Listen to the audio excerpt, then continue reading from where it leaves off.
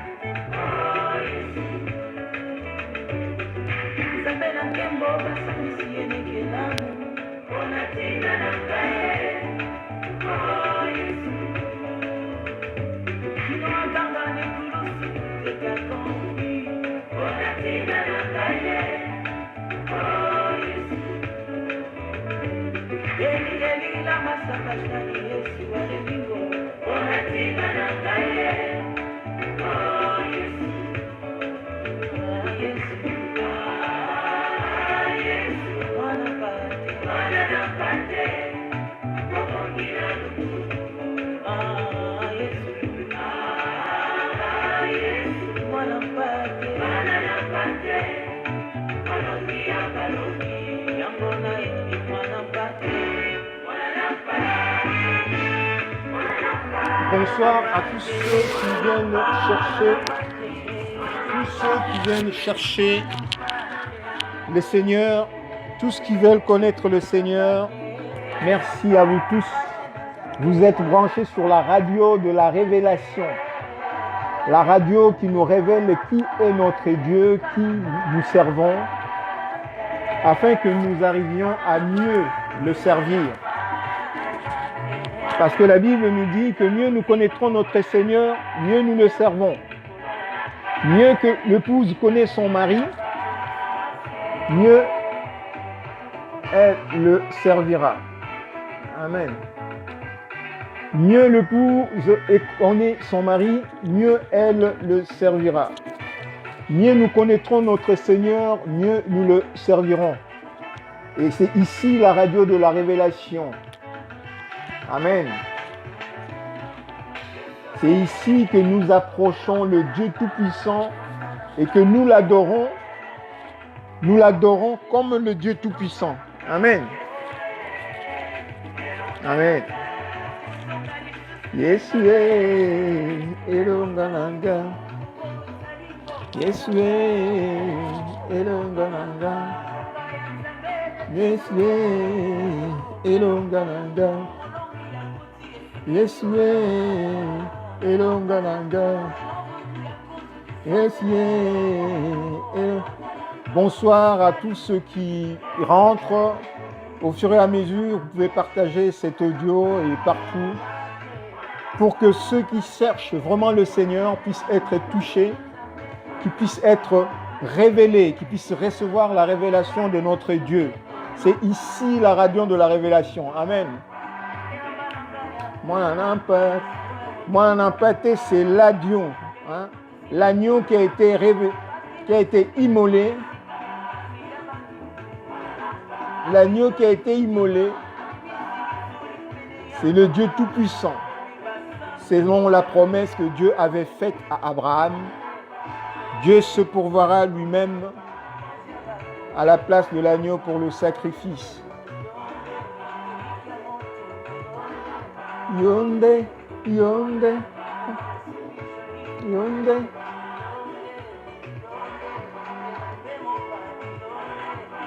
Que Dieu bénisse le groupe Gaël, afin que ce groupe continue à nous abreuver des louanges de la part du Seigneur, des louanges inspirées. Amen, amen, amen. Amen, amen, amen. C'est la radio de la révélation. C'est ici où le Seigneur nous révèle qui il est, afin que nous arrivions à mieux le servir. La Bible nous dit que mieux nous connaîtrons notre époux, mieux nous le servirons. Mieux une femme connaît son époux, mieux un époux connaît son épouse, mieux il la servira ou il le servira. Amen. Donc voilà, aujourd'hui c'est mardi, notre jour de rendez-vous. Notre jour de rendez-vous à la radio Message évangélique avec l'émission Marchons avec le Seigneur. Et le thème d'aujourd'hui, c'est le cœur de Dieu. On avait commencé, c'est vrai qu'on avait commencé sur le Notre Père, donc on avait vu l'essentiel et il reste juste une partie qu'on verra après.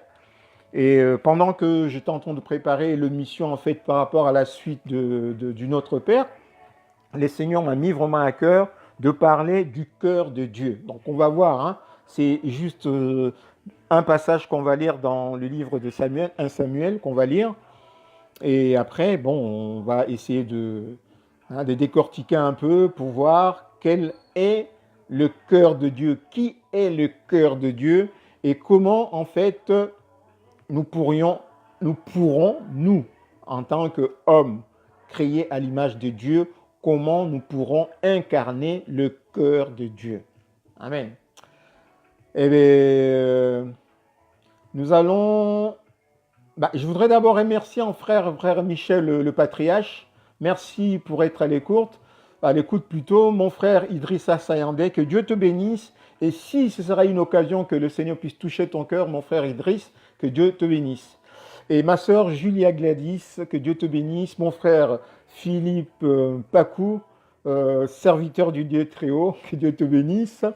Ma sœur, ma fille Carole Locondo, merci pour ta fidélité. Que Dieu te bénisse, que Dieu te remplisse encore de sa connaissance pour le ministère auquel plutôt il t'a préparé, puisque bientôt tu rentreras dans la route, dans le travail.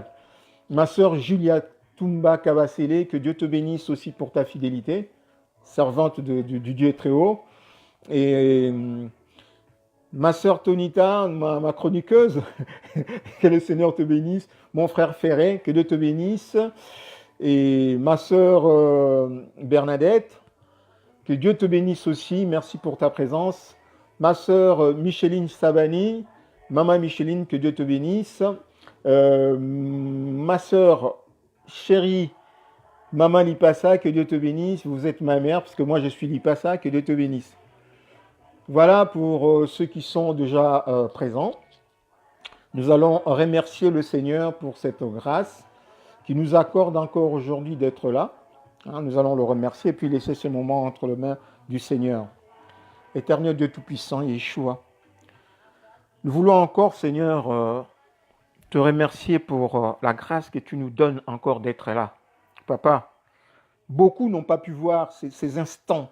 Beaucoup n'ont pas pu, Seigneur. Ce n'est pas que nous soyons meilleurs qu'eux. Non, ce n'est pas que nous ayons quelque chose de spécial qu'eux, mais Éternel de gloire, leur temps est arrivé à terme et tu les as retirés du monde pour leur repos. Comme tu es le Dieu de vivant, et c'est le vivant qui t'adore, c'est le vivant qui te loue, nous sommes encore là. Tu nous as donné encore ce souffle de vie. Nous sommes encore là pour te dire merci. Merci. Et nous voulons, Père de gloire, toi qui es le Dieu Tout-Puissant, toi qui es né en nous au jour de notre baptême, toi qui es né en nous au jour de notre baptême, nous voulons, Père, que tu prennes toute la place, que tu prennes toute la largeur de ce corps que tu as créé, Père. Parce que tu as dit, Père de gloire, entrant dans le monde, tu t'es formé un corps, Yeshua. Le corps qui est ton temple, et tu habites dans ce corps, dans ta plénitude, Père. Seigneur, nous sommes là. Seigneur, tu nous as retirés du monde. Nous sommes là, Père. Merci, Père de gloire de puissance, de te nourrir, Seigneur, de cette parole que tu vas mettre, Seigneur de gloire, toi-même dans la bouche du serviteur qui va nous conduire, afin de nous nourrir, afin de te nourrir, Père, que tu puisses grandir en nous, Père de gloire, et que tu puisses atteindre la stature de Hamashia, ta stature, à l'état d'homme fait, selon la parole, Seigneur de gloire, prophétique, que tu avais prononcée dans les temps anciens, depuis avant la conversion du monde, concernant chacun de nos pères. Seigneur, tu dis dans ta parole que nous sommes une parole prophétique prononcée depuis avant la fondation du monde. Et cette parole s'accomplit en Yeshua. Et nous sommes dans Yeshua, Seigneur. Nous voulons vivre l'accomplissement de cette promesse. Seigneur, tu es en nous. Ton nom a été invoqué sur nous, Père. Oh Yahshua, prends place. Déploie ta tente, Yeshua. Nous sommes cette tente, Seigneur, que tu te choisis. Seigneur, mes frères et sœurs bien-aimés, autant qu'ils sont, Père, présents, ceux qui m'écoutent aujourd'hui et ceux qui vont m'écouter après, Père de gloire, ceux qui vont recevoir le partage, le témoignage de ce qui va être dit aujourd'hui, Père. Seigneur, touche-le, afin que ton nom soit glorifié. Seigneur, tu as dit, Père de gloire, que l'homme, toi qui es né en nous, Yeshua, que tu ne vis pas de pain selon le monde, mais tu vis de la parole de Dieu, seulement de la parole de Dieu. Seigneur, donne-nous cette parole ce soir. Donne-nous cette parole ce soir, afin que nous ne tombions pas en chemin, Père. Que ta parole nous fortifie, que ta parole devienne vie en nous, Père. Que ta parole prenne place, que ta parole, Seigneur, nous fortifie, que ta parole, Seigneur, guérisse là où il y a la maladie, que ta parole fortifie là où il y a la paresse, que ta parole fortifie ceux qui reculent, que ta parole, Seigneur, convainc ceux qui doutent, que ta parole, Seigneur, devienne vie, non selon nous, mais selon toi, Yeshua. Merci, Père. Seigneur, nous ne pouvons pas marcher selon l'esprit si toi qui es esprit qui habite pas en nous, tu ne nous fais pas marcher. Nous avons besoin de toi. Seigneur, maintenant plus qu'autre jour, maintenant plus qu'une autre heure, Seigneur, maintenant, nous avons besoin de toi, Shaddai. Viens, Père éternel. Seigneur, manifeste-toi. Manifeste-toi, Yeshua. Et moi-même, Père de gloire, Seigneur, annule ma personne. Annule, Seigneur de gloire, ma chair. Annule, Seigneur, tout ce qui n'est pas de toi, Père, dans moi. Et manifeste-toi, Yeshua. Parle à ton peuple. Parle à ton peuple. Délie ma langue, Seigneur. Parle à ton peuple. Parle à moi-même, Père de gloire. Que mon âme, que mon cœur reçoive, Père de gloire, de ta part, ta parole pour la vie. Merci, Seigneur de gloire. Merci pour tout, merci pour l'exaucement. Merci pour l'exaucement de la prière de chacun de mes frères et sœurs, auditeurs, auditrices, aujourd'hui. Merci, Seigneur de gloire, pour l'exaucement. Et Père, merci pour ceux aussi qui sont en train de nous soutenir dans cette œuvre, par la prière et par des moyens financiers, Père, que tu puisses, Seigneur de gloire, le bénir, que tu puisses les assister, selon, Seigneur, ton bon vouloir, selon ta grâce. Au nom de Yeshua, je dis merci, Père. Amen. Amen. Amen. Amen. Merci encore, ma sœur Jojo, ma sœur Jolie Chama Chama, ma sœur Jojo Daniel. Merci, merci, merci. Merci, mon apôtre, prophète Alfred Noah Banza. C'est une grâce que tu sois là. C'est vraiment que le Seigneur te bénisse pour ta présence. C'est un bon soutien. Amen. Et mon frère Serge Fortuna, merci aussi pour ta présence. Et bonsoir à tout le monde, bonsoir. Donc notre thème aujourd'hui dans l'émission Marchons avec le Seigneur, c'est le cœur de Dieu. C'est le cœur de Dieu. Et souvent, en fait, nous avons aujourd'hui l'habitude, de fois quand tu parles à quelqu'un, que tu essaies de répondre ton frère ou ta sœur sur un truc, ou vous êtes en train de parler, il dit ouais, mais ouais, il faut pas juger, ou Seigneur, le Seigneur regarde au cœur. Donc ça devient en fait comme un leitmotiv. C'est comme un échappatoire. Donc les gens trouvent maintenant aujourd'hui des frères dans le Seigneur, même des serviteurs de Dieu. Nous, parmi nous, serviteurs de Dieu, on trouve cet échappatoire. Lorsqu'un frère ou une sœur te reproche de quelque chose, on te parle de quelque chose, ou tu as mal agi. Non, Dieu regarde au cœur. C'est vrai que notre Dieu ne regarde pas les apparences, il regarde au cœur.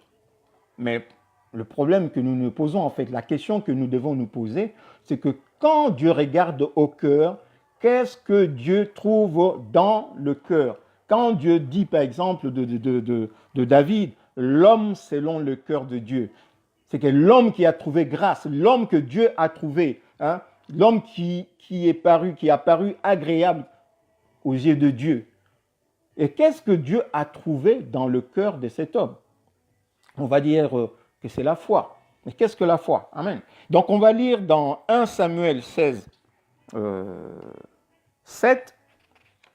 On va lire un tout petit peu 1 Samuel 16, 7.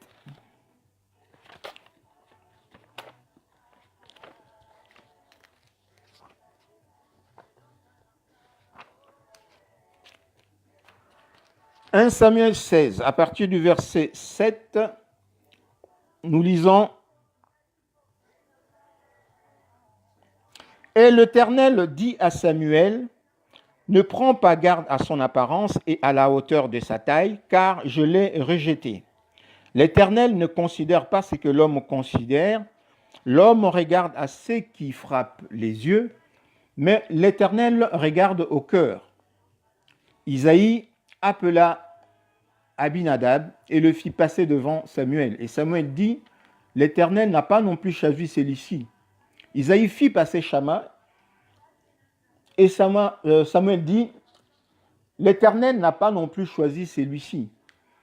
Isaïe fit passer ces 7 fils devant Samuel et Samuel dit à Isaïe, l'Éternel n'a choisi aucun d'eux. Puis Samuel dit à Isaïe, sont ceux-là tous tes fils? Et il répondit, il reste encore le plus jeune, mais il fait paître le brebis. Alors Samuel dit à Isaïe, envoie-les chercher, car nous ne nous placerons pas avant qu'il ne soit venu. Isaïe l'envoya chercher. Or, il était blond avec des yeux beaux et une belle figure. Et l'Éternel dit à Samuel, lève-toi, oins-le, car c'est lui. Samuel prit le corne d'huile, il l'oignit au milieu de ses frères. L'Esprit de l'Éternel saisit David et à partir de ces jours et dans la suite, Samuel se leva et s'en alla à Rama. Donc, David, c'est l'homme selon le cœur de Dieu. Et le Seigneur dit de ses frères que Dieu ne regarde pas à l'apparence. Donc, Samuel n'avait pas à regarder l'apparence de tous ces hommes, de tous ses frères, mais il devait regarder à son cœur. Et quand Dieu vit David, il dit à Samuel d'aller le oindre parce que c'était le choix de Dieu. Mais qu'est-ce que Dieu avait vu dans David? Qu'est-ce que Dieu avait vu dans David? Nous disons en fait, Dieu avait vu la foi. David, depuis son enfance, pendant qu'il gardait les troupeaux de son père, il croyait dans le Dieu Tout-Puissant. Il croyait dans le Dieu Tout-Puissant et il l'a dit le jour où il avait été sur le champ où le roi Saül conduisait la guerre avec le Philistin, où il était question d'aller se battre avec Goliath. David l'avait dit. C'est quand il était avec le troupeau de son père qu'il gardait, qu'il y avait un lion qui avait des ours, qui voulaient attaquer le troupeau. David, avec la foi, il partait, il arrachait de la gueule de lion, de la gueule de l'ours, le brebis ou l'agneau, et il déchirait l'ours ou le lion par la foi. Amen. Mais la foi que David avait, c'est quoi? Qu'est-ce que la foi?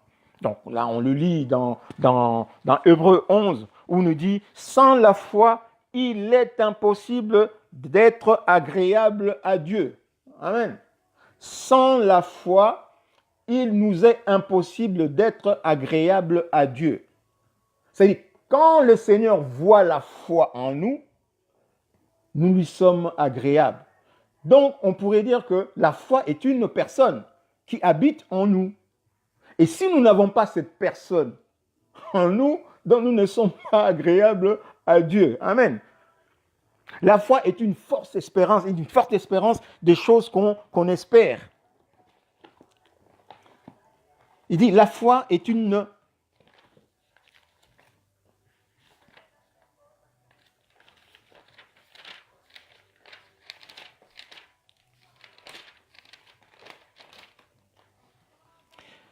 Hébreux 11, 1, on lui dit, « Or, la foi est une ferme assurance des choses qu'on espère, une démonstration de celles qu'on ne voit pas. » Amen.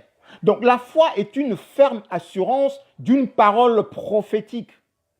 Donc, nous croyons une parole prophétique qui nous annonce, qui nous donne une promesse, puisque la promesse de Dieu est une parole prophétique. Donc, la foi, c'est... Nous croyons à cette parole prophétique qui nous parle d'une chose qu'on ne voit pas, qu'on ne connaît pas. Donc, au verset 6, on nous dit « Or, sans la foi, il est impossible de lui être agréable, car il faut que celui qui s'approche de Dieu croit que Dieu existe et qu'il est le rémunérateur de ceux qui le cherchent. » Donc, dans Hébreux 11, on est en train de nous faire apparenter la foi à une personne, à une parole prophétique. Amen. On nous dit que la foi vient de ce qu'on entend. Et ce qu'on entend, c'est la parole de Dieu. Amen. Ce qu'on entend, c'est la parole de Dieu. Or, cette parole de Dieu, ce n'est pas n'importe quelle parole qui crée la foi. Cette parole qui crée la foi en nous, qui nous fait rentrer dans le sein de Dieu, qui nous fait devenir agréable à Dieu, c'est cette parole qui est décrite dans Jean 1, 1, où nous lisons « Au commencement était la parole était avec Dieu et la parole était Dieu. » Et si nous lisons le chapitre 1 de l'évangile de Jean, nous lisons chapitre 1, verset 1 jusqu'à 10, et nous voyons en fait la foi dont on parle. Quand nous disons que la foi, c'est une personne, et que la foi vient de ce qu'on entend, et ce qu'on entend, c'est la parole de Dieu, et cette parole, c'est celle qui a été, dont Jean nous parle dans Jean 1, la parole, au commencement était la parole était Dieu, la parole était avec Dieu, et la parole était Dieu, et si nous suivons la lecture plus loin du chapitre 1 de Jean, on nous dit que cette parole a été faite chair et nous avons contemplé cette parole comme dans l'univers, comme un fils unique venu des dieux. Nous avons contemplé cette parole et la parole a été faite chair. Et elle a habité parmi nous, pleine de grâce et de vérité, et nous avons contemplé sa gloire, une gloire comme la gloire du Fils unique venu de Dieu. Amen. Donc la parole Yeshua que nous avons contemplée dans l'univers comme un Fils unique venu de Dieu, c'est lui la parole. C'est lui la parole qui a été faite chair. Et cette parole, si nous allons encore plus loin, accomplit la promesse que Dieu avait faite à Abraham, à Isaac par la bouche de son fils Abraham, de son père Abraham, qui disait que Dieu se pourvoira lui-même à la place de l'agneau pour le sacrifice. Et Jean-Baptiste, quand il a vu Yeshua, il a dit, voici l'agneau de Dieu. Donc voici l'agneau que Dieu avait promis à Isaac, qui ôte le péché du monde. Donc cet agneau qui montera sur la croix, qui s'offrira à la croix, qui versera son sang pour que nous, la descendance d'Abraham, nous soyons épargnés. Amen. Donc la foi que nous disons qu'il faut l'avoir pour être agréable à Dieu, c'est Yeshua. Comment cela s'opère-t-il? Et nous lisons que dans Jean